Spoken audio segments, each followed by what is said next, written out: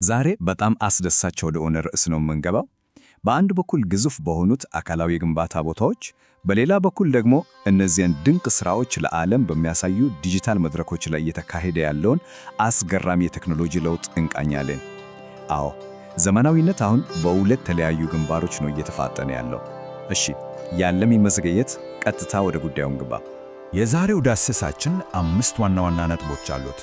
እነሱም የኮንስትራክሽን ኤአይ አብዮት፣ የግንባታ ቦታዎችና ቢሮዎች ለውጥ፣ የዚህ ፈጠራ ወጪ፣ ዲጂታል ተመልካችን ማሳደግ እና የወደፊቱን ተግዳሮች ማለፍ ናቸው። አጭርና ግልጽ፣ 10 ትሪሊየን ዶላር። ልብ በሉ፣ 10 ትሪሊየን። ይህ እንግዲህ የዓለማችን የኮንስትራክሽን ኢንዱስትሪ አጠቃላይ ግምት ነው። ይህ ግዙፍ ኢንዱስትሪ አሁን በፍጥነት ወደ ዲጂታል አሰራር እየተቀየረ ነው። እንግዲህ አስቡት፣ በዚህ መጠን ባለው ግዙፍ ዘርፍ ውስጥ የሚደረግ ማንኛውም የቴክኖሎጂ ለውጥ ተጽዕኖ ምን ያህል ከፍተኛ እንደሆነና የሁላችንም ሕይወት እንደሚነካ መገመት አያዳግት። እና ይህ ለውጥ የነገ ሳይሆን የዛሬው እውነታ ነው። ከ2000 በላይ በሚሆኑ የዲዛይን ባለሙያዎች ላይ ከተደረገ ጥናት ውስጥ ከግማሽ በላይ የሚሆኑት፣ በትክክል ለመናገር 55 በመቶዎቹ ቀድሞውኑ አርቲፊሻል ኢንቴሊጀንስን በስራቸው ውስጥ እያካተቱ ወይም እየሞከሩ መሆናቸውን አረጋግጠዋል። ይህ ማለት ኢንዱስትሪው አዳዲስ ነገሮችን በሚያስገርም ፍጥነት እየተቀበለ ነው ማለት ነው።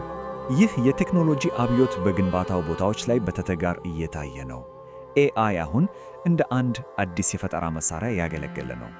ለምሳሌ ያህል ስካንስካ የተባለው ኩባንያ ያለፉ መረጃዎችን እና የአየር ንብረትን በማጥናት የፕሮጀክት መዘጋጀቶችን አስቀድሞ ለመተንበይ ይጠቀምበታል። ቪንቺ የተባለው ደግሞ ሰራተኞች የደህንነት ኮፍያ አለማድረጋቸውን በካሜራ ለመለየት ይጠቀማል።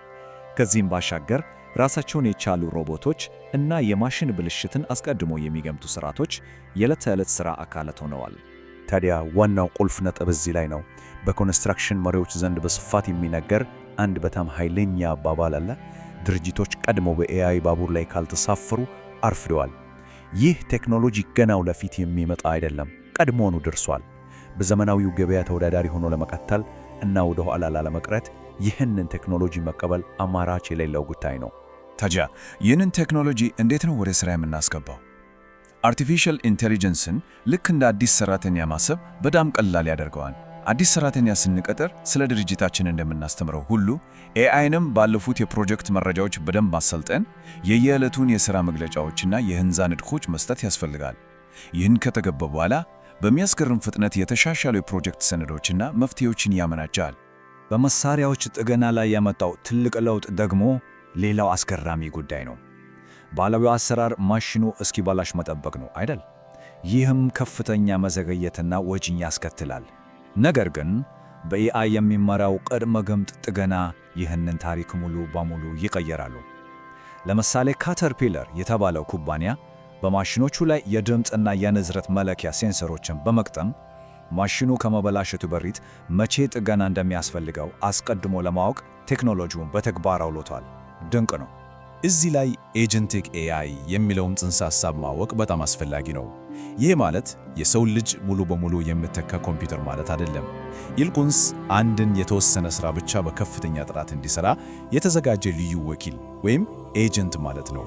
ለምሳሌ የሕግ ሰነዶችን ማንበብ፣ ውስብስብ የሆኑ የውል አንቀጾችን መተንተን ወይም የግዢ ሰነዶችን ከማድረሻ ደረሰኞች ጋር በፍጥነት መመሳሰል የመሳሰሉ የቢሮ ውስጥ ሥራዎችን ያለምንም ስህተት የሚሠራ ሥርዓት ነው። አሪፍ ረዳት ማለት ነው። እሺ፣ እነዚህ የሳይንስ ልቦለድ የመሰሉ ቴክኖሎጂዎች ታዲያ ምን ያህል ያስወጣሉ? እስቲ ወደ እውነታው እንምጣ። የፕሮጀክት ዲዛይን መሳሪያዎች ከ10,000 እስከ 25,000 ዶላር ይፈጃሉ። የደህንነት ስርዓቶች እስከ 40,000 ዶላር ሲደርሱ፣ አንድ የኮንስትራክሽን ሮቦት ደግሞ 50,000 ዶላር እና ከዚያም በላይ ሊጠይቅ ይችላል። እንግዲህ ይህ ለትልልቅ ኩባንያዎች የሚሆን ከባድ ኢንቨስትመንት መሆኑ ግልጽ ነው።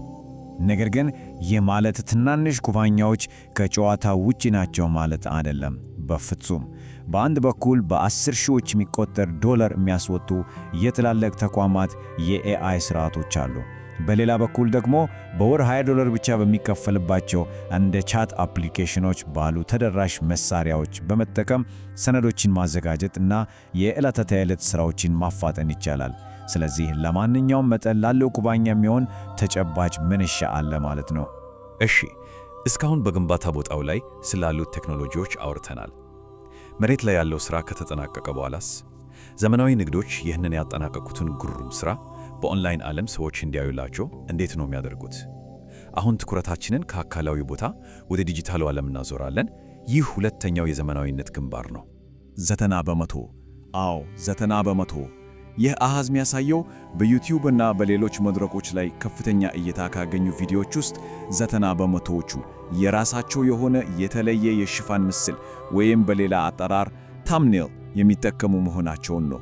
አስቡት፣ ይህ ምስል ለዲጂታል ይዘት ልክ እንደ ሱቅ ማሳያ መስኮት ሆኖ ነው የሚያገለግለው።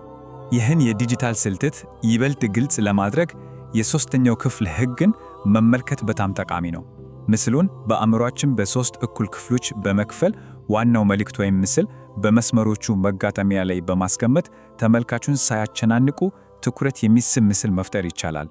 ግልጽ የሆኑ ጽሑፎችና ማራኪ ቀለማትን በስርዓት መጠቀምም እንዲሁ ወሳኝ ሚና ይጫወታል። ከምስሉ በተጨማሪ ደግሞ ሚስጥሩ ያለው ርዕሱ ላይ ነው። ሁለት አይነት ስልጠኖችን መተግበር ይቻላል። አንደኛው ተፈላጊ ርዕሶች ሲሆኑ እነዚህ ሰዎች በቀጥታ የሚፈልጉትን መረጃ በግልጽ የሚያስቀምጡ ናቸው። ለምሳሌ ኤአይን በኮንስትራክሽን እንዴት እንጠቀም የሚል ሊሆን ይችላል። ሁለተኛው ደግሞ አጓጊ ርዕሶች ናቸው። እነዚህ የተመልካቹን ጉጉት በመቀስቀስ ሰፋ ያለ የሰዎች ስብስብ ቪዲዮውን እንዲከፍት የሚያደርጉ ናቸው። እንደየዓላማው ሁለቱንም በአግባቡ መጠቀም የበላህነት ሥራ ነው። ልክ በግንባታ ቦታ ላይ መረጃ ወሳኝ እንደሆነ ሁሉ በዲጂታልም ዓለም መረጃን መተንተን ግዴታ ነው። የይዘት ፈጣሪዎች የሰዎቹን የፍለጋ አዝማሚያ መከታተል፣ ሰዎች ቪዲዮውን አይተው ምን ያህል ጊዜ ጠቀም እንዳደረጉት መለካት እና የደንበኞቻቸውን ተሳትፎ በዘላቂነት መተንተን አለባቸው። መረጃው ሁሉንም ይነግረናል። ተመልካች ከየት እንደመጣው ማወቅ ቀጣዩን ስልጠት በተሻለ ሁኔታ ለመቀየስ ይረዳል። አሁን ወደ አምስተኛውና የመጨረሻው አጀንዳችን ደርሰናል። የወደፊቱን ተጋርዶች ማለፍ። እዚህ ላይ የሥራ መፈናቀልን፣ የግል መረጃ ደህንነትን እና አዳዲስ ነገሮችን የመማር ሂደትን በግልጽ እንመለከታለን። እውነታውን እንነጋገር ከተባለ ቴክኖሎጂው እንደሚያሳየው በቅርቡ በአሜሪካ 65,000 ሥራዎች ተቀንሰዋል። ነገር ግን አርቲፊሻል ኢንቴሊጀንስን የሰው ልጅ ሙሉ በሙሉ እንደሚተካ አድርጎ ከመፍራት ይልቅ የሰውን አቅም ከፍ ለማድረግ የከፈተረ አዲስ መሳሪያ አድርጎ መውሰድ ያስፈልጋል። ልክ የኤክሴል ኮምፒውተር ፕሮግራም ሲመታ ሥራን እጅግ እንዳቀለለ ሁሉ ኤአይም 10,000 እና ውስብስብ የሆኑ ሥራዎችን በማቃለል ሰዎች ይበልጥ በፈጠራ ሥራዎች ላይ እንዲያተኩሩ ይረዳል። አጋዥ እንጂ ተቀናቃኒ አይደለም። ይህ ዳሰሳችን ወደ ማብቂያው ሲደርስ ሁላችንም ራሳችንን ልንጠይቀው የሚገባ አንድ ትልቅ ጥያቄ አለ። የወደፊቱን ጊዜ የምንገነባባቸው መሳሪያዎች አሁን እጃችን ላይ ናቸው። ድርጅቶቻችንስ እነሱን ለመሸከም የሚያስችል ጠንካራ መሠረት አላቸው? በአካላዊው የግንባታ ቦታም ሆነ በዲጂታሉ ዓለም ውስጥ ለዚህ ባለ ሁለት ግንባር ዘመናዊነት ራስን ማዘጋጀት የዘመኑ ጥሪ ነው። ይህ ትንታኔ አዲስ ቴክኖሎጂዎችን እንዴት ወደ ተግባር መቀየር እንደሚቻል ጥሩ ግንዛቤ እንደፈጠረ ተስፋ እናደርጋለን። መረጃውን እንጠቀምበት፣ ለውጡን በደስታ እንቀበለው።